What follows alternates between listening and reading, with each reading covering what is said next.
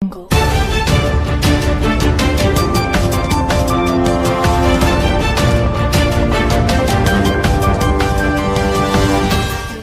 हिंद, जय महाराष्ट्र। श्री धर्मेंद्र यादव जी।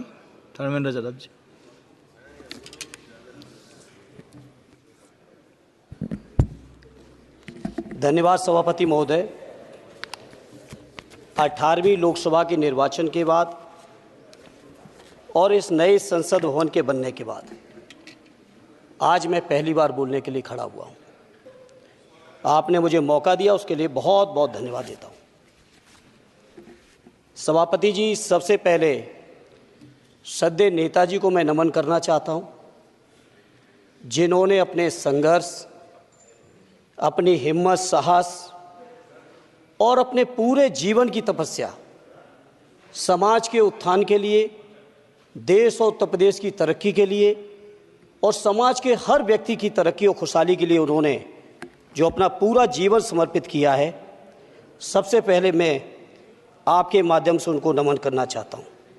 माननीय सभापति महोदय, श्रद्धेय नेताजी ने हम लोगों को अपने समाजवादी विरासत में इंसाफ और इंसानियत, न्याय और हक की लड़ाई करना सिखाया है।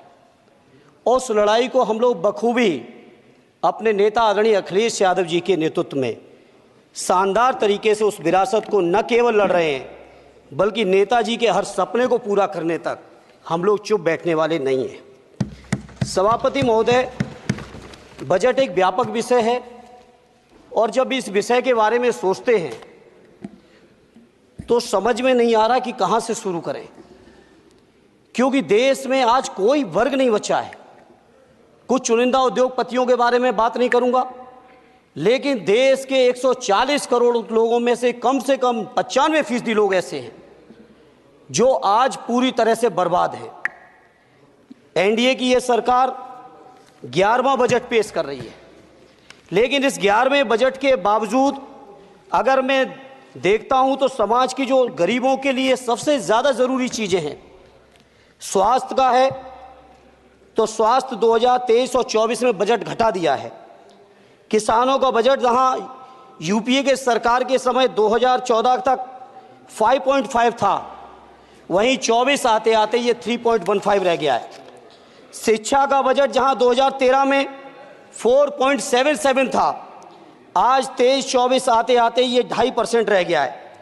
इसी तरह से जितनी भी ज़रूरी चीज़ें हैं, सभापति महोदय, मुझे कहने में कोई संकोच नहीं, ये जो बीजेपी की एनडीए की सरकार है, ये सरकार पूरी तरह से गरीब विरोधी, किसान विरोधी, नौजवान विरोधी, बुनकर विरोधी, छात्र विरोधी, दलित विरोधी, पिछड़ा विरोधी, मजदूर विरोधी, जितनी भी अगर उपाधियां दी जाएंगी सभापति महोदय वो कम हैं।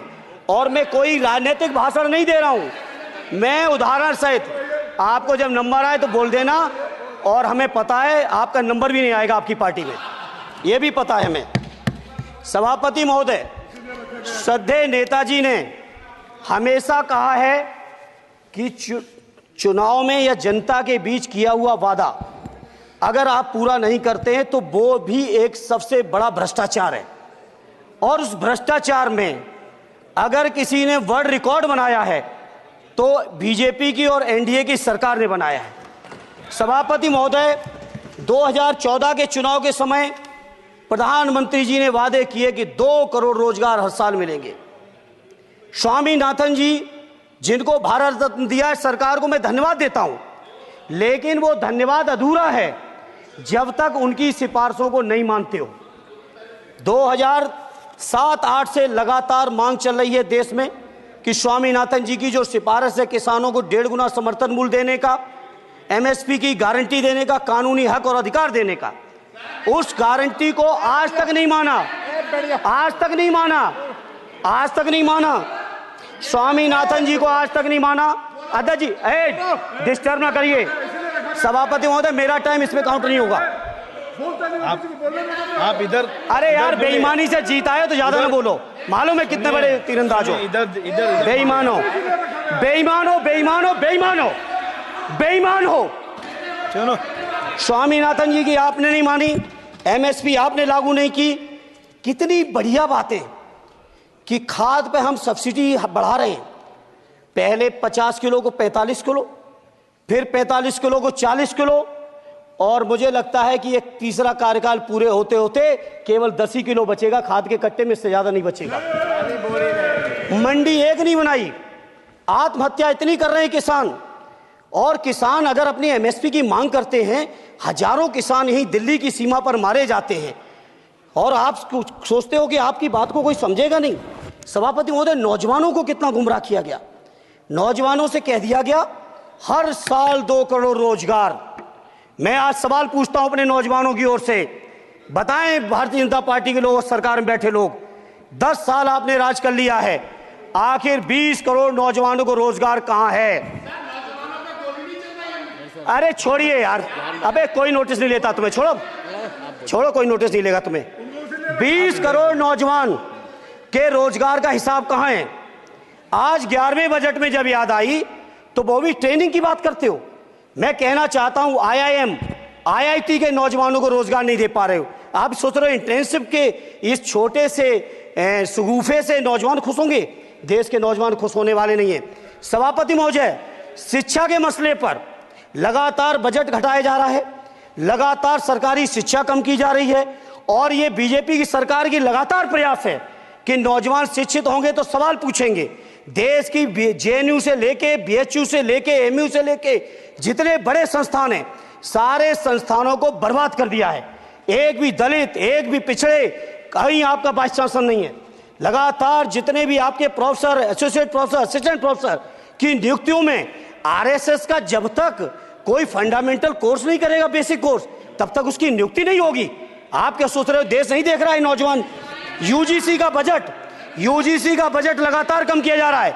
मेरा खुला आरोप है इस सरकार पर कि ये सरकार शिक्षा को प्राइवेट करके, शिक्षा को मुट्ठी भर उद्योगपतियों के हाथों में देके, शिक्षा को चुनिंदा लोगों के हाथ में देके, देश के 140 करोड़, जिसमें मैं समझता हूं 90% लोग गरीब हैं, उन गरीबों के हाथों से शिक्षा को छीनने का ये जो आपकी सरकार षड्यंत्र कर रही है, इसके लिए हम लोग इस मौके पे विरोध करते हैं। लगातार फीस बढ़ा रहे हैं, शिक्षकों की कमी है, रोजगार आप दे नहीं पा रहे हो, सामाजिक असमानता।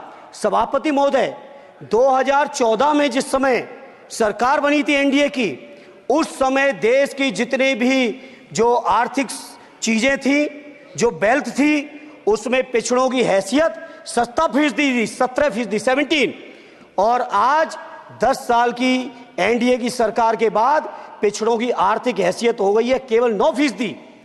मैं कहना चाहता हूं चुनौती के साथ, वित्त मंत्री अपने जवाब में बता दें, अनुसूचित जनजाति का एक भी व्यक्ति देश में अरबपति हो तो बता दो, एक भी अरबपति हो तो बता दो, एक भी दलित को अरबपति आपने बना दिया हो तो बता दो, एक भी पिछड़े को बना दिया हो तो बता दो। आप जवाब में दे देना, आप डेटा दे देना, आप डेटा दे देना, हमारी दबाव नहीं रुकेगी।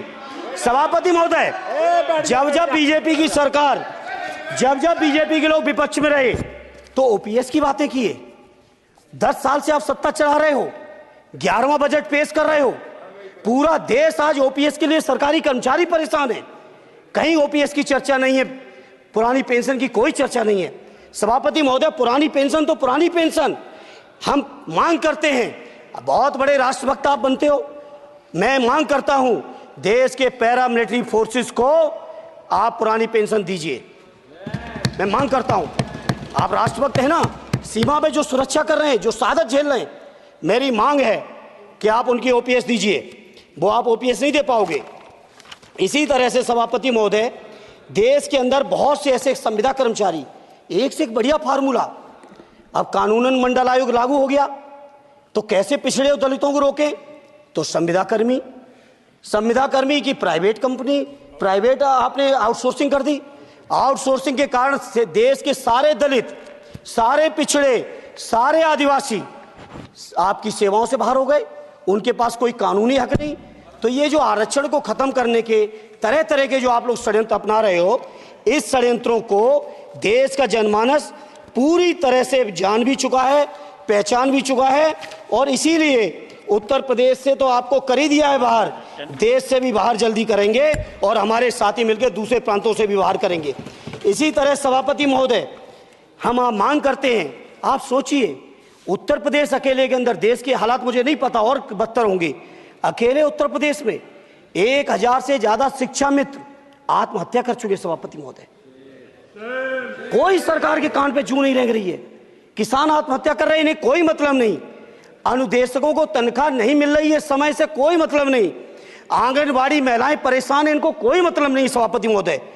आपकी आशा बहुएं, आपकी ये रसोईया महिलाएं, आपकी आंगनबाड़ी, पंचायत सहायक, रोजगार सेवक, मैं समझता हूं सभापति महोदय यहां बैठे हर सदस्य के पास इनके क्षेत्रों का ये डेलीगेशन जरूर मिलता होगा और मांग करता होगा कि कम से कम हमारा मानदेय बढ़ाया जाए, हमें स्थायी किया जाए। सभापति महोदय, इसके लिए सभापति महोदय मेरी पार्टी के किसी भी मेंबर से हम नंबर कम कर लेंगे, टाइम, मेरा टाइम बढ़ा दीजिए, बढ़ा दीजिए, कोई भी मेंबर हमारे लिए दे देंगे टाइम, हम लोग। इसलिए सभापति महोदय इन सभी समस्याओं के लिए मैं आपसे कहना चाहता हूं कि इनका समाधान करिए, और नहीं समाधान करेंगे तो अभी तो बैसाखी पे बन गए, बिहार और आंध्रा को पैकेज देखे फिर देश में कितने राज्यों को पैकेज दे पाओगे। अरे वित्त मंत्री जी उत्तर प्रदेश से आते हो, इतना भी हक नहीं कि पूरे बजट भाषण में एक बार उत्तर प्रदेश का नाम आ जाता। इतना अयोध्या से नफरत हो गई, अयोध्या से अवधेश जी क्या जीत गए, आप लोगों को इतनी नफरत हो गई कि एक भी उत्तर प्रदेश का एक बार भी नाम नहीं आया सभापति महोदय। इसे मैं आज इस मौके पर सभापति महोदय देश के गरीबों, किसानों, नौजवानों, व्यापारियों, बुनकरों सभी की ओर से कहना चाहता हूं, ये बजट देश विरोधी बजट है। कुछ समस्याओं के लिए सभापति महोदय संवेदनशीलता के साथ मैं कहूंगा सरकार को विचार करना चाहिए। श्रद्धेय नेताजी जब रक्षा मंत्री थे, उन्होंने व्यवस्था दी थी कि देश के अंदर जो भी सैनिक शहीद हुए हैं उनको ससम्मान उनके घरों पे जाके राष्ट्रीय सम्मान के साथ उनकी अंत्येष्टि हो। मैं उन्हीं की परंपरा को आगे बढ़ाते हुए एक और मांग करता हूं सभापति महोदय कि जो हमारे शहीद जिनकी अंत्येष्टि स्थल जहां कहीं भी बना हो, जिस भी परंपरा से बना हो, अरे आपको कुछ नहीं पता है, अरे यही तुम्हारे सैनिकों के लिए यही तुम्हारा भाव है सभापति महोदय। आप बोले सर। सभापति महोदय मेरा अनुरोध है अग्निवीर की योजना खत्म की जाए। ये 4 साल के सैनिक से देश की उतनी मजबूत रक्षा नहीं हो सकती। नौजवानों को गुमराह करके केवल 4 साल, उन्हें दो ना 60 साल तक रिटायरमेंट, 4 साल बाद वो कहां नौकरी ढूंढेंगे। इसे मेरी मांग है अग्निवीर की योजना खत्म की जाए।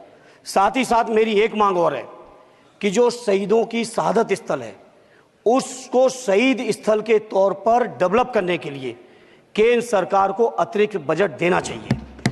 मैं नहीं समझता हूं इसमें किसी को कोई दिक्कत होनी चाहिए।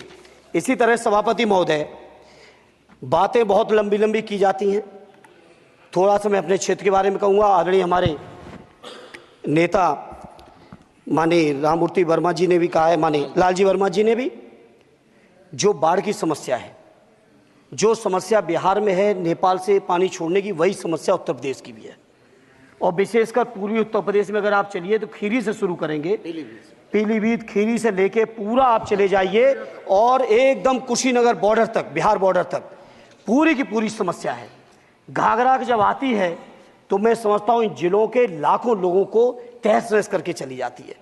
जितना विकास होता है सभापति महोदय, बरसात के समय वो सारा का सारा विकास पूरी तरह से खत्म हो जाता है।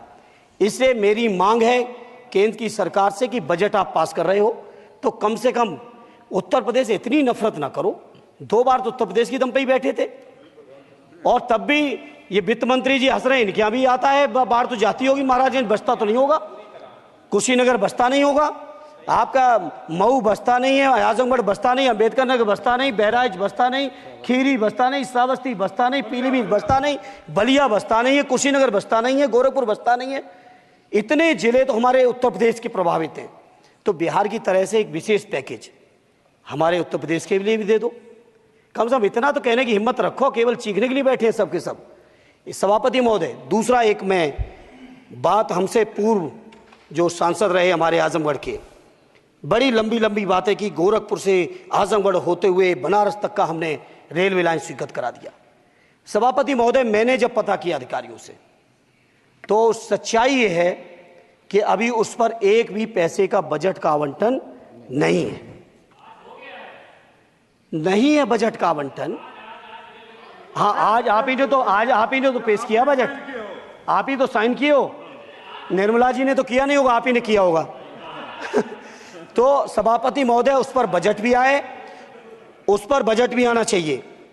दूसरा सभापति महोदय, ये जो समस्या है बाढ़ वाली, मैं समझता हूं कोई अकेले मेरी नहीं है, मेरे अकेले क्षेत्र की नहीं है। जो भी संवेदनशील व्यक्ति होगा इस पर जरूर गंभीरता से सोचेगा, उसको सोचे। इसी के साथ मैं अपनी पार्टी की ओर से इस जन विरोधी बजट का पुरजोर विरोध करता हूं। बहुत बहुत धन्यवाद। श्री सुखदेव भगत जी।